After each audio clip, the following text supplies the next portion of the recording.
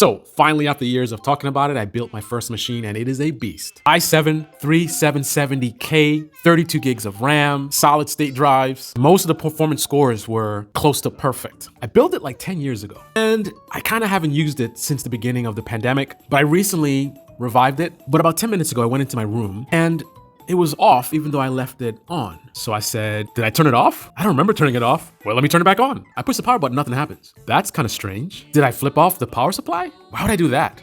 So I flipped the switch in the back, still doesn't come on.